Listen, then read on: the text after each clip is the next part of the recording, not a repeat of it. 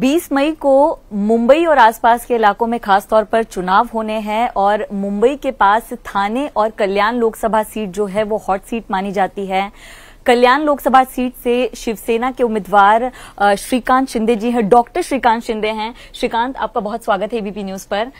क्या कहेंगे, आप हैट्रिक की तैयारी कर रहे हैं, किन मुद्दों पर आपका जो चुनाव प्रचार है वो चल रहा है, खासतौर पर कल्याण लोकसभा में? सिर्फ डेवलपमेंट के नाम पर जो है हम लोग इस चुनाव में लड़ रहे हैं जी। गए 10 सालों में माननीय इस देश के यशस्वी प्रधानमंत्री नरेंद्र मोदी जी के नेतृत्व में हम लोग ने काम किया और 10 साल में जिस प्रकार से पूरे देश में जो है डेवलपमेंट का कार्य उन्होंने किया है और मेरे चुनाव क्षेत्र में भी जो है बहुत बड़े पैमाने पर जो है डेवलपमेंट हम लोग ने किए, रेलवेज हो, रोड्स हो, अलग अलग इंफ्रास्ट्रक्चर्स हो, तो उसका जो है जो गए 10 सालों में हम लोग ने जो लोगों को दिया है उसके ऊपर ही वही सभी चीजें जो है हम लोग लोगों के सामने लेके जा रहे हैं। आप कह रहे हैं कि 10 साल में आपने ये काम किए हैं, तो अब आपको जो वोट दिए जाएंगे, आप किन मुद्दों पर वोट मांग रहे हैं कि आगे और क्या काम आप करने वाले हैं?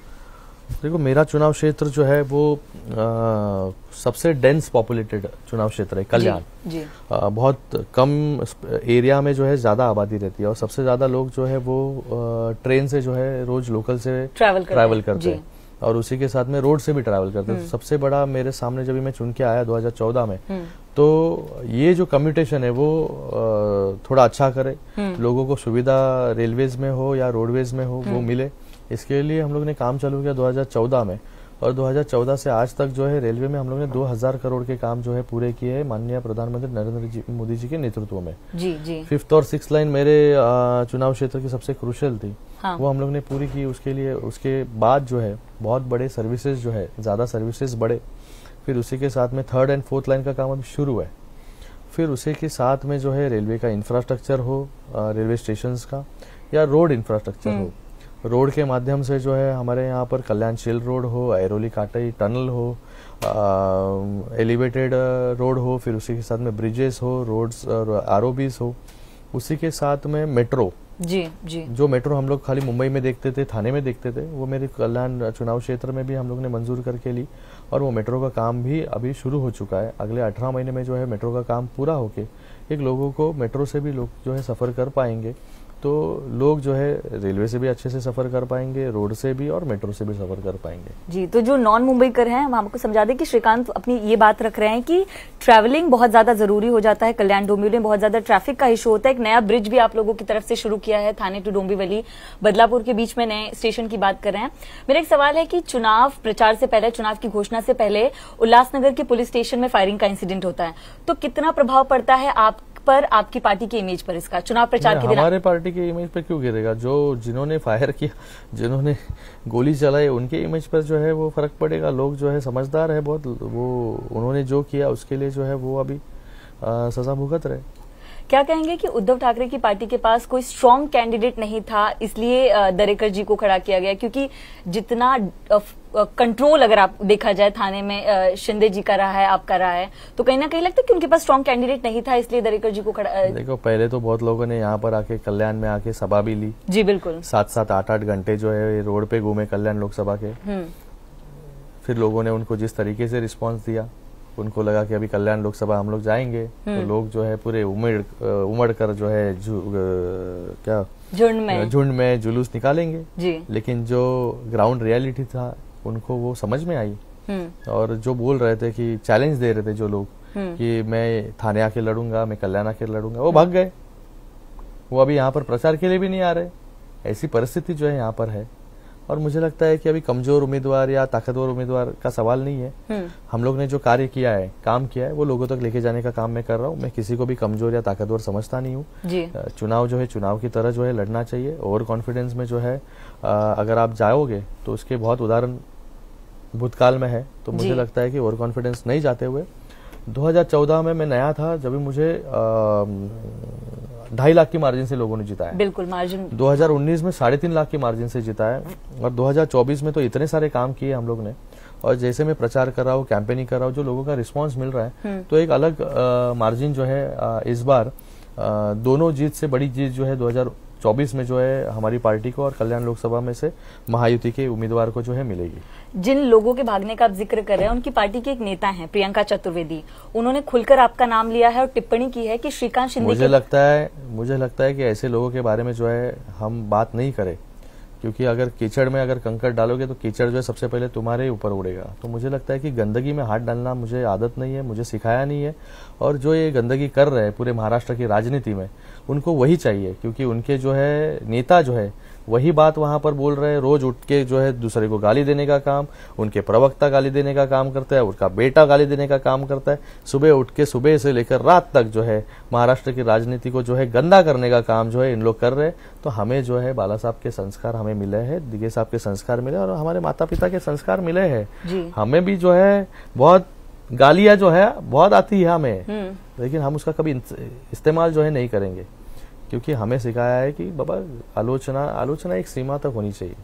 ये महाराष्ट्र है, ये महाराष्ट्र जो है सब कुछ देखता है, सब कुछ जानता है। लोग यहाँ के जो है बहुत होशियार है, कौन क्या बोलता है, कौन क्या करता है, इसके ऊपर जो है लोगों की नजर होती है।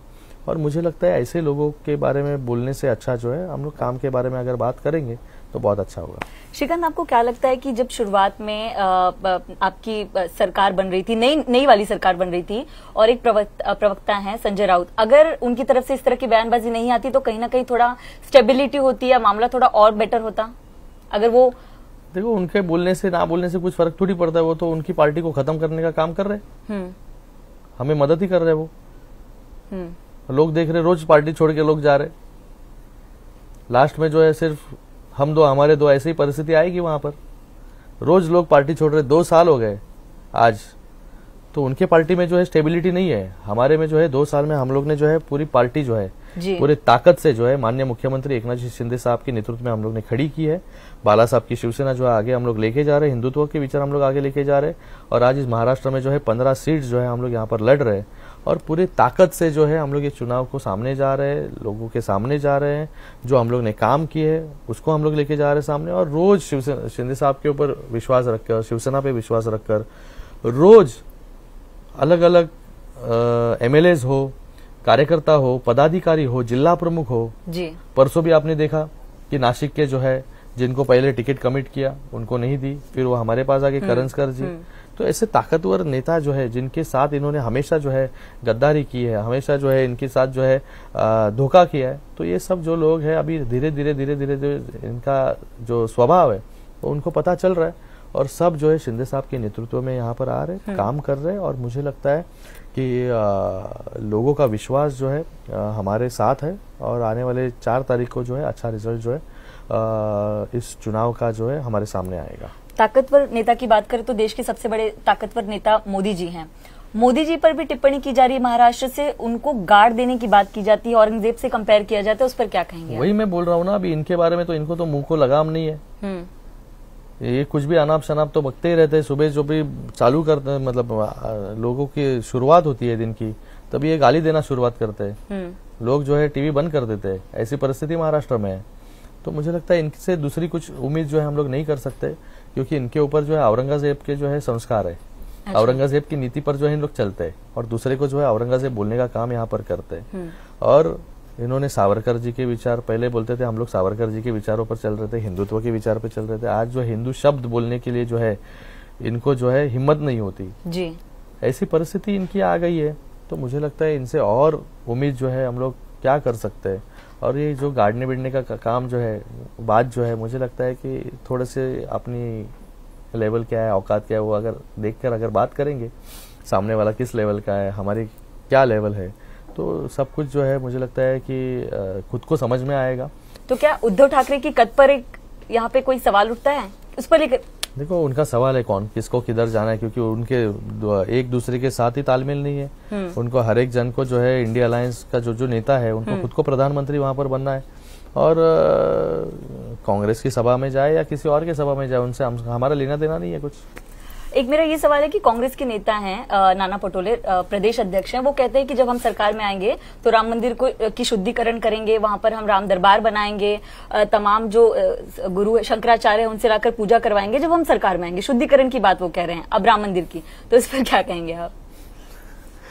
ऐसा मतलब इसके ऊपर हम लोग मतलब क्या टिप्पणी करें, क्योंकि जो राम मंदिर इनको कभी जमा नहीं, 500 साल तक लोगों को इंतजार करना पड़ा। इनकी जब भी सरकार थी 70 सालों तक जो है राम मंदिर का विषय इनके मुंह से नहीं निकला, उसके लिए कभी कोशिश नहीं की। आज मोदी जी ने जो है राम मंदिर वहां पर बनाया है जी। लाखों लोग जो है वहां पर दर्शन के लिए जा रहे हैं। मोदी जी के प्रयासों से जो है वहां पर राम मंदिर बना है। तो ये कौन से शुद्धि करने वाले मुझे पता नहीं, इनको जो है खुद की शुद्धिकरण का बहुत जरूरत है जी। एक मेरा सवाल है कि आप लगातार प्रचार में जब जा रहे हैं, क्या इसका असर पड़ रहा है कि विपक्ष के पास जो है प्राइम मिनिस्टर फेस नहीं है, तो लोग ज्यादा विश्वास जो है वो प्रधानमंत्री मोदी की तरफ बढ़ते दिखाई दे रहा है? देखो, लोग बहुत होशियार है लोगों को जो है पता है क्या करना है। जो चुनाव में लोग जब भी वोट करते हैं तभी बहुत सोच विचार करके करते हैं कि हमारे साथ हम किसको वोट दे रहे हैं, हमारा नेतृत्व जो है हम किसको सौंप रहे हैं। गए 10 सालों में जो विकास कार्य हुए हैं वो देखकर जो है लोग यहाँ पर वोट देंगे, ना कि राहुल गांधी को वोट देंगे। राहुल गांधी को लोग जो भी अल्टीमेटली वोट करने जाते हैं तभी उनके सामने दो चेहरे आते हैं, एक आता है राहुल गांधी और एक आता है नरेंद्र मोदी जी। तो तभी जो है लोग जो है बराबर जो है जिसको वोट करना है उसको वोट करते हैं। और विपक्ष का चेहरा जो है इनके पास पहले से ही नहीं था। ये जो विपक्ष बना है वो सत्ता के लिए बना है, जो इंडिया अलायंस बना है वो सत्ता के लिए बना है। यहाँ पर हर एक को जो है प्रधानमंत्री बनना है। यहाँ पर जो है एक दूसरा राहुल गांधी बोल नहीं सकता कि केजरीवाल को बनाओ, केजरीवाल बोल नहीं सकते कि राहुल गांधी को बनाओ। ऐसी परिस्थिति यहाँ पर नहीं है। वो खुद जो है आज भी लड़ रहे हैं। मुझे वो एड बहुत याद आता है और बहुत मजेदार लगता है, दूल्हा कौन। तो मुझे लगता है कि ऐसी परिस्थिति उनकी है और लोग जो है फिर से एक बार जो है मोदी जी को चुनकर देंगे, और वो भी स्पष्ट बहुमत से, पूर्ण बहुमत से। और गए 2019 से ज्यादा लोग जो है सांसद बनकर जो है दिल्ली पहुंचेंगे और फिर से इस देश की कमान मोदी जी संभालेंगे और देश को आगे लेके जाने का काम जो है मोदी जी करेंगे। मेरे एक आखिरी सवाल है आपसे, क्या उद्धव ठाकरे का जो सिंपैथी वोट का एक पैटर्न है वो काम करेगा? क्योंकि वो लगातार आपको गद्दार कह रहे हैं, नकली शिवसेना कह रहे हैं। लोगों को देखो, अभी लोग खुद जवाब देंगे। अभी 20 तारीख को अभी कुछ स्टेजेस में चुनाव हुए हैं यहाँ पर, और सिंपैथी जो है इन्होंने खुद बबल बना के रखा है खुद के आसपास में और उनके जो केडर है उसके आसपास में। अरे हमें सिंपैथी है। ग्राउंड रियलिटी जब भी ग्राउंड पर उतरेंगे तभी पता चलेगा, लोगों से बात करेंगे तभी पता चलेगा कि किसको सिंपैथी है। सिंपैथी किसको मिलती है? जो लोगों के दुख में जो है दौड़ कर जाते हैं, लोगों के दुख जो है खुद के दुख समझते हैं और उसको सॉल्व करने का काम करते हैं। जी। इन्होंने जब भी लोग दुख में थे, लोग कोविड में जब भी मर रहे थे, तभी इन्होंने बैठ के प्लानिंग करके जो है उधर कैसे भ्रष्टाचार करे। कोविड के बॉडी बैग्स में, जो कोविड के बॉडी बैग्स हमारे थाने म्युनिसिपल कॉर्पोरेशन 600 रुपए में मिल रहे थे, वहां पर 6,500 रुपए में खरीदा एक बॉडी बैग। खिचड़ी में जो है 300 ग्राम खिचड़ी जो है लोगों को देना था और 100 ग्राम खिचड़ी दिया और 200 ग्राम खिचड़ी खुद खा गए। तो ये जो है खिचड़ी घोटाला, कोविड बैग घोटाला, कोविड फर्नीचर घोटाला, कोविड सेंटर घोटाला, ये जिन्होंने घोटाला किया, जिन्होंने जो है उद्योगपतियों के घर के नीचे जो है जेलेटिन लगाने का काम किया, फिर जिन्होंने जेलेटिन लगाया उनको डिफेंड करने का काम किया कि ये जो है क्या वो कसाब है या कुछ तो बोले वो। तो ऐसी परिस्थिति में जो है लोग जो है बहुत समझदार है, जो जिन्होंने भ्रष्टाचार किया कोविड में उनको कैसे सिंपैथी मिलेगी? उनको सिंपैथी नहीं मिल सकती। कोविड के भ्रष्टाचार की बात करें, अमोल कीर्तिकर के प्रचार में 1993 ब्लास्ट का एक दोषी है, वो भी उसमें दिखाई देता है। क्या तो यही तो है इनकी विचारधारा। इन्हीं लोगों के लिए तो अभी इलेक्शन लड़ रहे हैं। ये जो है बाला साहब के विचार कब के भूल गए हैं, और जो अभी किसी भी हालत में जो है चुनाव इनको जीतना है तो उसके लिए किसी से भी गठबंधन करना पड़े, किसी से भी। अभी इसके पहले भी वजह वो जेल में चले गए, जिन्होंने जेलेटिन लगाया। फिर एक मंत्री थे, उनके दाऊद के साथ संबंध थे। फिर उसके बाद जो है ये कल का किस्सा जो 93 के ब्लास्ट का है, उसको जो है प्रचार में उतारना पड़ रहा है। क्यों? वोट लेने के लिए। ऐसी परिस्थिति इन पर आ गई है। तो ये सब जो है ये जनता देख रही है। जनता जो है वोटों के माध्यम से जो है इनको जवाब देगी, और 4 तारीख को जो है ये इनको सिंपैथी, असली शिवसेना, नकली शिवसेना, किसके साथ जनता है, ग्राउंड लेवल पे क्या है, केडर किसके साथ है, ये सभी प्रश्नों के उत्तर जो है 4 तारीख को जो है आपको मिलेंगे। आपको भी जो है स्पेकुलेशंस इतने 2 सालों से तक आप कर रहे थे कि किसके कितने सीट्स आएंगे, लोग किसके साथ है, लोग जो है सिंपैथी वेव के साथ है, सिंपैथी नीचे है कि नहीं है, शिंदे साहब के साथ कौन है, उबाटा के साथ कौन है, तो ये सब जो है मुझे लगता है अभी कुछ दिन बाकी है। 4 तारीख को लोग जो है अब सभी को पता चल जाएगा, दूध का दूध और पानी का पानी हो जाएगा। मैं एक एड ऑन आपसे पूछूं तो उद्धव ठाकरे ने अपने प्रचार सभा के दौरान कहा कि मैं माफी मांगता हूं कि इसके पहले मैंने आप सबसे मोदी जी के नाम पे वोट मांगा था, मोदी का नाम लेकर वोट मांगा था। क्या कहेंगे, तब तो गठबंधन था। तभी तो मोदी जी का नाम नहीं लेते तो कैसे फिर चुन के आते, ऐसी परिस्थिति थी। हाँ, आज जो है औरंगजेब के नाम पे वोट मांग रहे वो। तो लास्टली आप हैट्रिक लगाने के लिए तैयार हैं, आप कह रहे हैं पूरी तरह से? हैट्रिक मैं बोला आपको 2014 और 2019 से बड़ी चीज जो है यहाँ पर होगी, क्योंकि हमें जो है हमारे काम पर जो है विश्वास है। हाँ। काम को हम लोग आगे लेके जा रहे हैं, डेवलपमेंट के मुद्दों को हम लोग आगे लेके जा रहे हैं और लोगों को वही चाहिए। लोगों को जो है मेरे लिए कौन अच्छा काम कर रहा है वो लोगों को चाहिए, ना कि ये जो भावनिक राजनीति कर रहे हैं, गाली गलौज कर रहे हैं रोज उठकर। तो मुझे लगता है कि लोग जो है डेवलपमेंट के साथ रहेंगे, लोग मोदी जी के साथ रहेंगे। मोदी जी ने जिस प्रकार से कार्य किया है गए 10 सालों में, उसके साथ लोग जो है डटकर खड़े रहेंगे और 4 तारीख को जो है अच्छा रिजल्ट जो है पूरा देश देखेगा। फिर से एक बार मोदी जी जो है पंतप्रधान बनेंगे। बहुत बहुत शुक्रिया श्रीकांत हमसे बात करने के लिए।